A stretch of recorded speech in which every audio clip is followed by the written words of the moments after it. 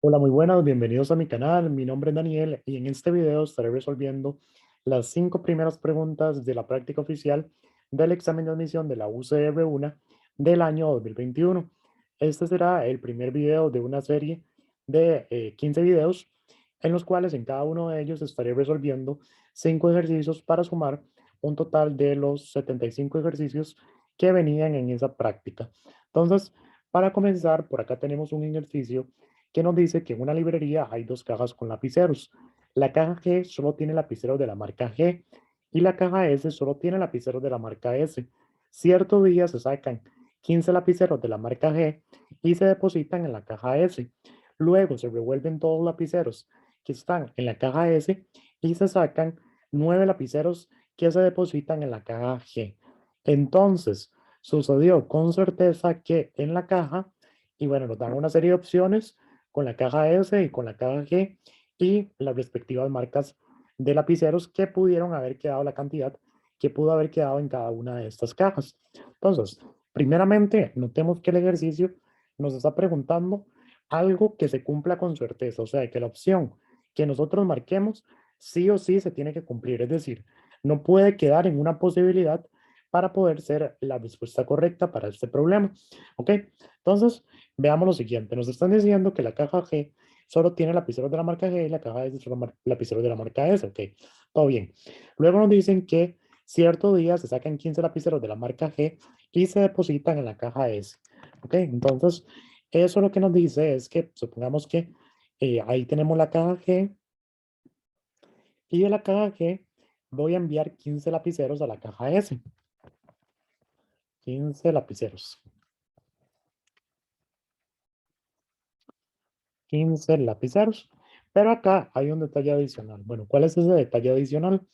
El detalle adicional que tenemos es que nosotros sabemos por el ejercicio que la caja G, perdón, solo tiene lapiceros de la marca G.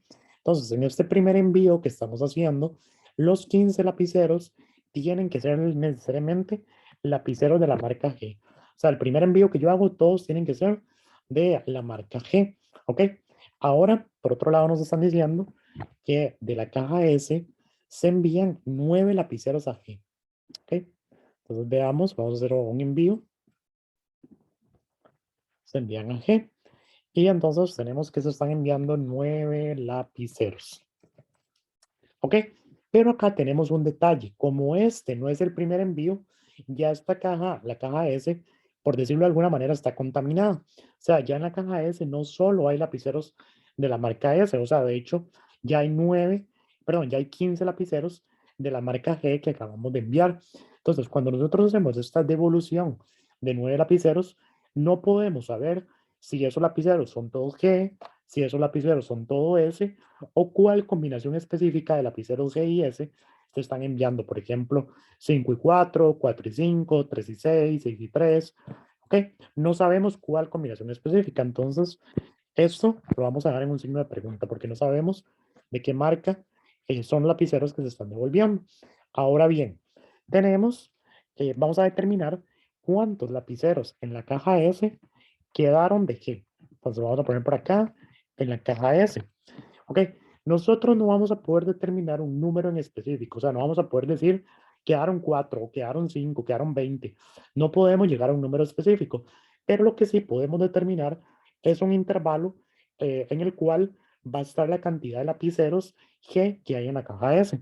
Entonces, para determinar el intervalo, lo que vamos a hacer es que vamos a definir un máximo de lapiceros G, máximo, y también vamos a determinar un mínimo. Un mínimo. Ok. Para el máximo, lo que vamos a poner, lo que vamos a notar es que eh, acá, digamos, acá yo realicé un envío de G a S de 15 lapiceros G y luego yo reintegro 9. Pero si yo supongo que esos 9 que yo estoy reintegrando son de la marca S, quiere decir que los 15 que yo mandé se quedaron ahí, nunca se devolvieron. Entonces, como máximo, 15 lapiceros G pudieron haber quedado en S. 15 lapiceros G. Y ahora, como mínimo, me tengo que ir al otro caso extremo. En el caso anterior, yo lo que supuse es que todos los lapiceros que se devolvían de la caja S eran de la marca S. Pero también yo puedo suponer que los 9 lapiceros que se devuelven más bien son lapiceros de la marca G. Entonces, si yo envié 15 lapiceros de la marca G y luego devuelvo 9, como mínimo en la caja S debieron haber quedado 6 lapiceros de la caja G. ¿Ok? Aquí tendríamos entonces el contenido de la caja S referente a la cantidad de lapiceros de la marca G que pudieron haber quedado. Ahora vamos a hacer lo mismo, pero con la caja G. Entonces, para la caja G, igualmente, vamos a definir un máximo y también vamos a definir un mínimo. Vamos a definir un mínimo. Ahora, para el máximo, notemos lo siguiente. Notemos que en el máximo de lapiceros de la marca S que pudieron haber quedado en G son los 9 que se enviaron de S a G, suponiendo que todos esos 9 eran de la marca S. Entonces, acá tendríamos 9 lapiceros S. ¿Ok? O sea, suponer que estos 9 que yo estoy mandando a G, los 9 son de la marca S. Entonces, como máximo, en G pueden haber 9 lapiceros S. ¿Por qué? Porque en G originalmente no había ninguno S. Yo solo estoy enviando 9 de S, que no necesariamente todos son de S, pero suponiendo que todos fueran de la marca S, lo máximo que podría haber en G serían 9. Y el mínimo resulta que no hay, o bueno, más específicamente podemos decir que el mínimo es 0 lapiceros, 0 lapiceros S. ¿Por qué? Porque si yo supongo que los 9 que yo estoy devolviendo a G, de esos 9 todos son de la marca G, quiere decir que no estoy mandando ninguno de S. Y si no mando ninguno de S y en G originalmente no había ninguno de S, quiere decir que existe la posibilidad de que en G no haya ninguno de la marca S. ¿Ok? Entonces tendríamos eso. Y ya con esta información podemos resolver la pregunta. ¿Por qué? Porque, bueno, la primera opción nos dice que que en la caja S no quedaron lapiceros de la marca G. Esto es falso porque veamos que ya habíamos determinado que como mínimo, de hecho, quedaban 6. Entonces, esto sería falso. Ahora, ¿qué no quedaron lapiceros de la marca G? Bueno, esto es incierto porque puede ser que se dé el caso que en G no quede ninguno de la marca G. Puede ser que en G originalmente solo hubieran 15 lapiceros, los 15 los mandé a S y luego de S solo devolví de la marca S. Entonces puede ser que en G no queden lapiceros de la marca G, pero eso es una posibilidad, no es algo que yo pueda afirmar con certeza, solo está dentro de lo posible. Y recordemos que el enunciado nos preguntaba algo con certeza. Entonces, si me preguntan con certeza, yo no puedo contestar con algo que únicamente es posible. ¿Ok? Entonces, esta no podría ser la respuesta correcta. Ahora dice, S quedó al menos un lapicero de la marca S. Bueno, puede ser posible. Puede ser posible que quede al menos un lapicero de la marca S, pero yo no lo puedo determinar con certeza. ¿Ok? Entonces lo dejo como interrogación, básicamente por la misma razón de los de la lapiceros de la marca G, ¿verdad? O sea, yo no puedo determinar cuánto está quedando con certeza en la caja S de S y en la caja G de G. Yo no puedo saber eso. ¿Ok? Y por acá tenemos la E que dice, G quedó al menos un lapicero de la marca S. Veamos que no necesariamente, ¿verdad? Porque yo sé que digamos, el mínimo es cero. O sea, puede darte el caso que en G hayan cero de S. Ok, que ni siquiera haya alguno. Entonces, eso en ese caso sería falso, ¿verdad? O sea, puede darse el caso de que sí haya al menos uno, pero también puede ser el caso que no haya ninguno. ¿Ok? Entonces, es una posibilidad, pero no es 100% cierto. ¿Cuál es la única que sería cierto? Bueno, esta de acá, que dice, S quedó al menos un lapicero de la marca G. ¿Por qué? Porque yo sé que como mínimo quedaron 6. Entonces, si como mínimo quedaron 6, de fijo al menos hay uno. O sea, de fijo al menos hay uno, ¿verdad? Entonces, eso es lo que tendríamos con esta primera pregunta, que la respuesta correcta sería la opción D. Ok, vamos con la siguiente pregunta.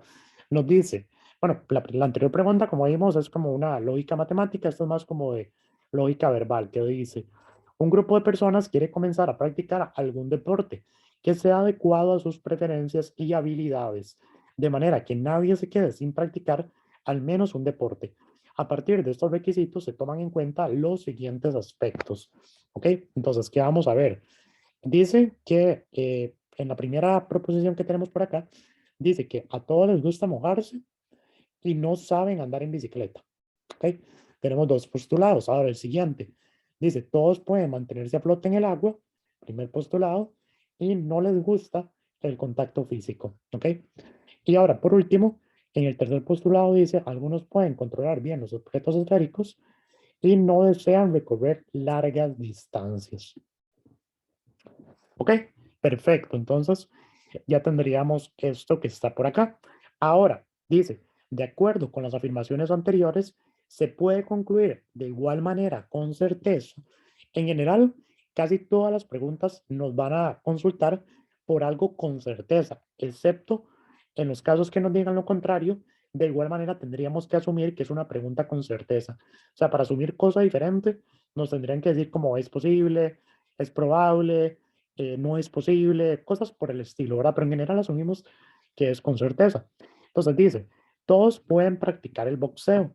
Bueno, veamos que según lo que nos decía esto, que no les gusta el contacto físico, pues no podrían practicar el boxeo. Entonces voy a marcar esto en rojo para indicar que es algo que no se puede. Ahora, ¿qué dice? Algunos pueden practicar la natación. Eso es cierto, porque dice que les gusta mojarse, que pueden mantenerse a flote. Entonces, esto es cierto.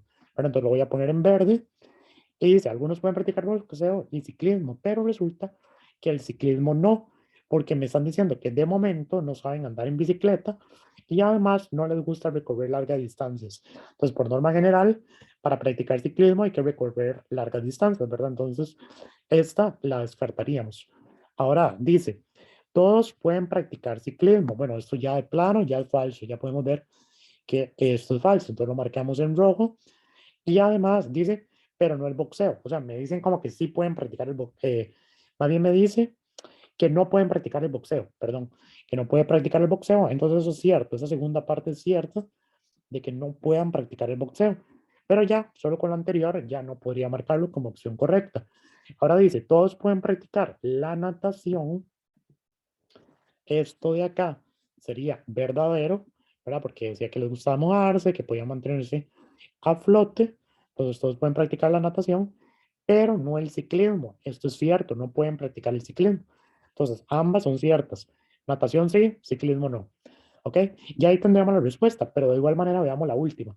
Dice, algunos pueden practicar el boxeo, esto sería falso, porque dice que no les gusta el contacto físico, y todos pueden practicar la natación. Esta sería verdadera, pero la primera parte de la opción es falsa.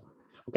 Entonces, la única opción que tiene dos postulados verdes simultáneamente, o sea, dos postulados verdaderos, es esta de acá. ¿Ok? Entonces tendríamos que de nuevo la opción correcta sería la opción D. Sería la segunda pregunta. Ahora vamos con la tercera. De nuevo, vamos con una pregunta más de corte de matemática, más de lógica matemática. Entonces dice, Carlos salió de Costa Rica rumbo a Portugal a las 4 a.m., hora de Costa Rica, muy importante, hora de Costa Rica, y llegó a Portugal a las 4 a.m. del siguiente día, hora de Portugal. Si se sabe que la hora en Portugal está 6 horas adelantada respecto a la hora de Costa Rica, ¿cuántas horas duró el viaje? ¿Ok? Entonces, esto que estoy subrayando es algo muy importante, porque un error que uno podría cometer es decir, bueno, salió a las 4 de la mañana y llegó a las 4 de la mañana del otro día, duró 24 horas, ¿ok?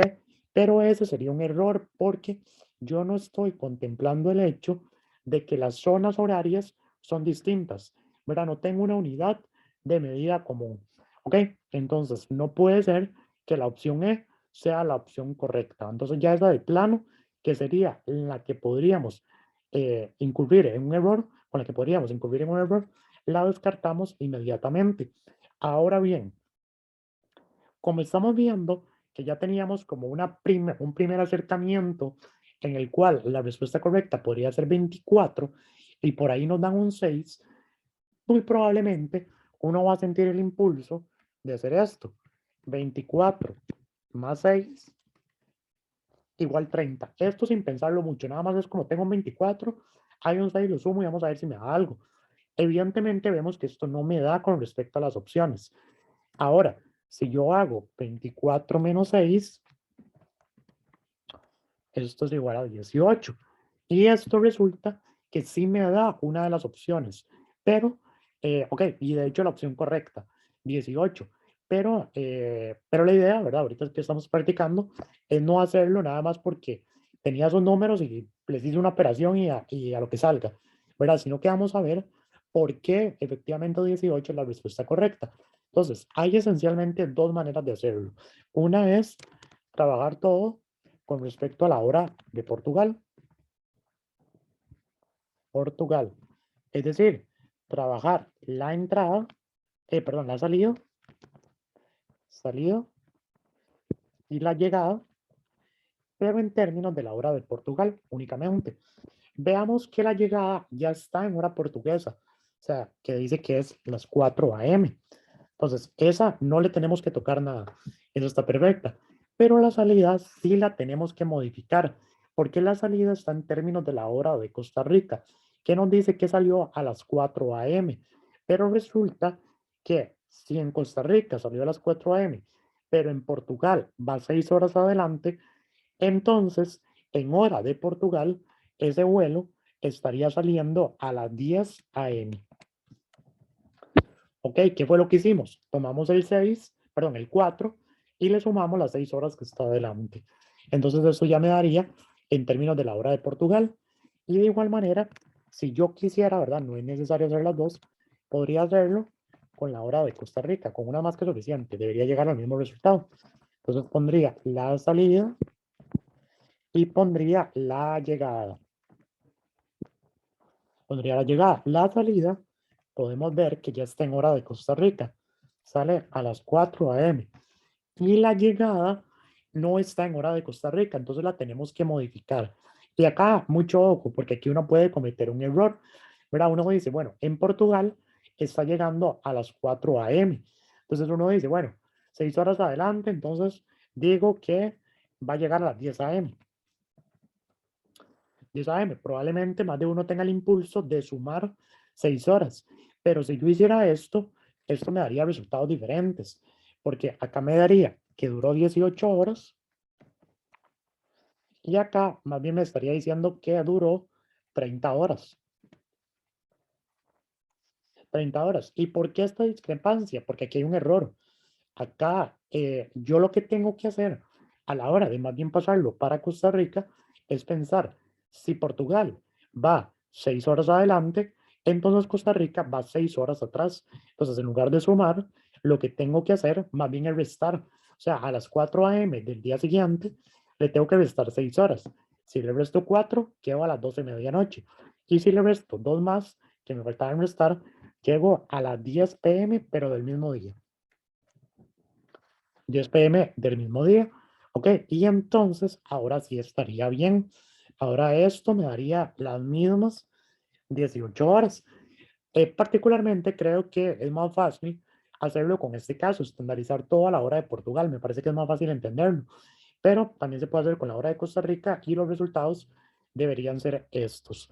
En todo caso, ambos tienen que llegar a la misma conclusión de 18 horas. Entonces ahí tendríamos esa respuesta correcta. Nuevamente, la opción D. Como podemos ver, las tres primeras preguntas han dado la opción D y eso no es indicativo de nada, para que tengan cuidado a la hora de resolver el examen, porque a veces la gente piensa que si les da 3 veces seguidas o 4 veces seguidas una misma opción, están haciendo algo mal y no necesariamente. ¿Ok? Entonces, tres primeras preguntas, opción D. Ahora vamos con una cuarta pregunta que dice, una botella de agua tiene un agujero por el cual cada hora se pierde la mitad del volumen total contenido al inicio de esa hora. Si en cierto momento la botella tenía 600 mililitros de agua, ¿cuánta agua tendría 4 horas después? ¿Ok? Entonces, el ejercicio nos dice que estamos empezando con una botella por acá que tiene 600 mililitros. 600 mililitros. Y acá es cuando estamos empezando. Y mucho ojo acá. Si estamos empezando, nosotros no empezamos en la hora 1. Nosotros empezamos cuando han transcurrido 0 horas. Ahí es donde empieza. O sea, tiene que transcurrir la primera hora para que efectivamente estemos en la hora 1. ya una hora transcurrida. Entonces, mucho cuidado, empezamos en 0 horas y no en una, porque si no nos podemos comer una división. Y ahora, ¿qué es lo que tenemos? Bueno, el ejercicio nos dice que cada hora el contenido se reduce a la mitad. O sea, básicamente, bueno, y tenemos 4 horas. Entonces, vamos a tener 4 reducciones a lo largo de este ejercicio. Pero entonces, de una vez, podemos hacer las 4 cajitas. Bueno, ahí tendríamos la primera, que sería cuando transcurre la primera hora. Luego por acá hacemos la segunda. Los dibujos únicamente son ilustrativos, ¿verdad? Obviamente no están a escala ni intentan serlo. Luego tenemos otra más, otra cajilla por acá. Aquí ya habría transcurrido la tercera hora, en esta que está por acá, y nos faltaría únicamente una cuarta para que ya transcurran las 4 horas que vamos a tener por acá.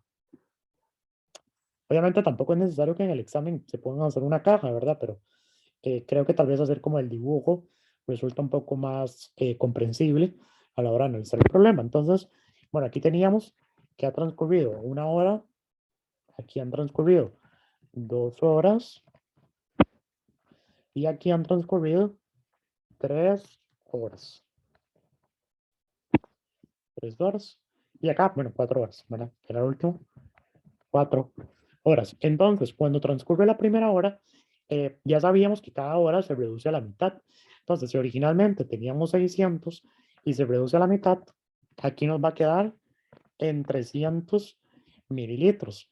Luego, con esta siguiente, si 300 lo reducimos nuevamente a la mitad, ojo aquí, lo que hay que reducir es el 300, no el 600, porque lo que hay que reducir a la mitad es el último contenido que estamos teniendo. Entonces, aquí sería 150 mililitros, la mitad de 300. Luego le volvemos a sacar la mitad a 150, que nos daría 75 mililitros. Y finalmente lo volvemos a dividir entre 2. El 75 entre 2 sería 37,5. ¿Ok? Cosa importante, para el examen de admisión, al menos el de la UCR1, ustedes no pueden usar calculadora. Entonces tienen que tener en cuenta que al saber realizar estas divisiones, bueno, creo que estas son bastante sencillas, pero tal vez a alguien se le podría complicar esta, de pasar de 75 a 37,5. Entonces, si no saben dividir, es importante que lo practiquen, ¿verdad? Eso es muy importante porque si no, podría ser que pues no lo puedan resolver. O sea, en este caso, tal vez si llegaban al 75, bueno, pues según las opciones, podían ya suponer que era ese 37,5 o 37,5, pero si hubieran puesto algo muy similar, qué sé yo, 33,5, y tal vez los podía inducir a un error. Entonces es importante saber dividir. Pero en todo caso, bueno, ya ahí tendríamos la respuesta, que sería la opción B. Muy sencillo, en realidad, nada más hacer divisiones. Ahora vamos con esta siguiente y última pregunta de este primer video. Entonces dice, una empresa distribuye sus 84 empleados y empleadas en varios grupos de 7 personas. Si en todos los grupos la cantidad de mujeres es mayor que la cantidad de hombres, no es posible que en la empresa haya, y bueno, tenemos una serie de opciones. Acá, en este ejercicio, lo primero que tenemos que hacer es lo siguiente. Bueno, notemos que el ejercicio nos dice que hay 84 empleados y que hay grupos de 7 personas. Entonces, un primer acercamiento a este ejercicio sería determinar cuántos grupos de personas hay con esos 84 empleados. Entonces, cantidad de grupos,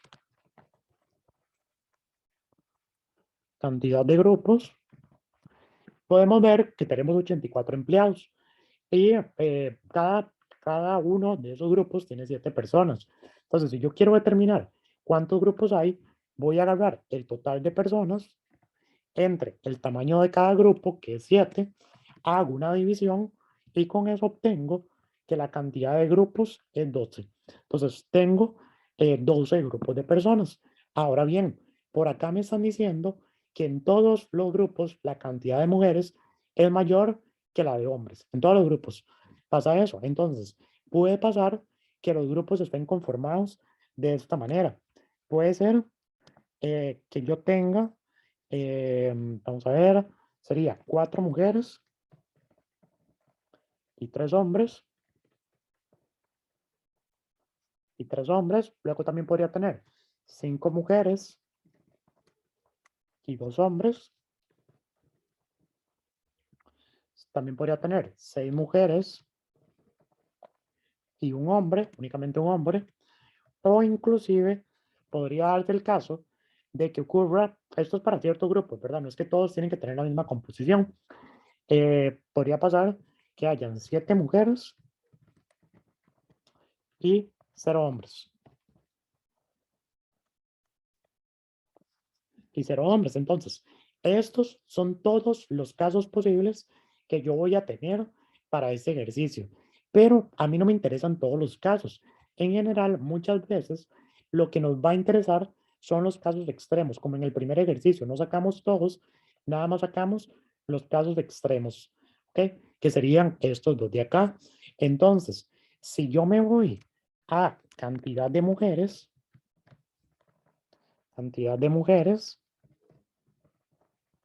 ¿ok? Va a resultar que como mínimo, o sea, como mínimo, ¿verdad? De estas posibilidades, cada grupo podría tener 4 mujeres. Y si tenemos 12 grupos, hacemos 12 por 4 y esto nos da 48. Esto es lo mínimo. Esto de acá, vamos a ponerlo acá y vamos a ver, pongamos acá que esto es lo mínimo, porque estoy considerando el caso en el que hay solo 4 mujeres. Ahora, lo máximo,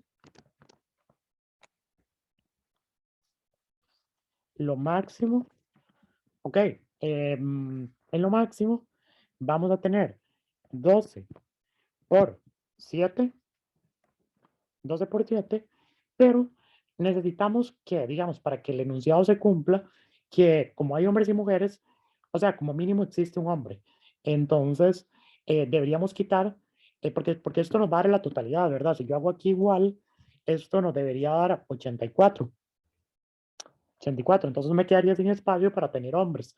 Entonces, lo más indicado, igual esto no lo vamos a ocupar, pero si uno lo quisiera sacar, sería restar un hombre, o sea, para al menos contemplar la posibilidad de que al menos hay un hombre. Entonces sería 84 menos 1, que sería 83. Entonces, como mínimo, como máximo, habrían 83 mujeres. Igual, esto no lo vamos a ocupar. Vamos a ver. Y ahora, si yo me voy a la parte de hombres, cantidad de hombres, igualmente puedo sacar el mínimo. Puedo sacar el mínimo. Que el mínimo, bueno, aquí dice que es 0 hombres, ¿verdad? 0 hombres por grupo. O sea, 0, bueno, 12 grupos por 0. O sea, obviamente eso me da 0, pero le sumamos 1, porque el propio ejercicio me dice que al menos tiene que haber un hombre, ¿verdad? O sea, básicamente, el que restamos acá, lo sumamos acá, ¿verdad? Para garantizar que al menos hay un hombre. Igual esto no lo voy a ocupar. Vamos a ver las opciones que esto no se ocupa. O sea, no voy a ocupar ni el máximo de mujeres ni el mínimo de hombres. Eso realmente no lo voy a ocupar. Esto sí lo voy a ocupar, que es el máximo de hombres. Entonces, en el máximo vamos a tener 12 por, ¿y cuánto lo máximo que pueden tener? 3 hombres. 3 hombres, y esto nos daría 36. 36. Entonces, de nuevo, como les decía, realmente estos datos no los vamos a ocupar, ¿verdad? Si a alguien se le complicó como esa lógica de que hay que restar y sumar uno, eso no importa porque esto no lo vamos a ocupar, no es la intención del ejercicio. ¿Ok? Entonces, bueno, tenemos ya esto y ahora revisemos las opciones. Nos dice, ok, recordemos y muy importante siempre leer las preguntas, porque acá lo que nos están diciendo es que, que no es posible, no que es posible, que no es posible. O sea, algo que no pueda ocurrir según los resultados que obtuvimos, no es posible. Entonces, dice que hayan 48 mujeres. Veamos que eso está dentro del rango, porque yo sé que hay entre 48 y 83 mujeres, incluido el 48 e incluido el 83. Entonces, esto es falso, porque sí es posible que hayan 48 mujeres. Ahora, dice 24 hombres. Sí es posible, porque el mínimo es que haya un hombre y el máximo es que haya 36. Entonces, el 24 cae en ese rango. O sea, es perfectamente factible que hayan 24 hombres. Ahora, que hayan 36 hombres, también es posible, Entonces, por eso descartamos esta opción, porque yo sé que está entre 1 y 36, incluyendo al 36. Ahora, más de 60 mujeres. Bueno, veamos que la cantidad de mujeres está entre 48 y 83, o sea, y 60 es un número en particular, 61, que sería más de 60, está dentro de ese rango, entonces sí es posible. ¿Cuál es la que no es posible? Y por tanto la respuesta correcta, esta de acá, que hayan más de 41 hombres. O sea, lo que me dice es que tiene que haber, que haya más de 40, ¿verdad? Dice, entonces tiene que haber como mínimo 41 hombres. Y esto no es posible, o sea, no es posible, no es posible que haya 41 o más, porque me dicen más de 40, ¿verdad? Entonces 41 es más de 40. Tenemos que contar a partir de ahí, no a partir del 40, sino a partir del 41. Entonces, no es posible que haya 41 más, ya que el máximo, ya que el máximo es 36, que era lo que habíamos obtenido anteriormente, ¿verdad? Es este 36 de acá. Entonces, con eso ya podríamos pues, terminar de confirmar nuestra opción, que es la opción E, la respuesta correcta a este quinto ejercicio. Entonces, bueno, eso sería todo por este primer video. Si te ha sido de utilidad este material, no olvides suscribirte, darle like y compartirlo si sabes de alguna persona a la cual también estos videos le podrían resultar de utilidad. Nos estamos viendo en una próxima ocasión.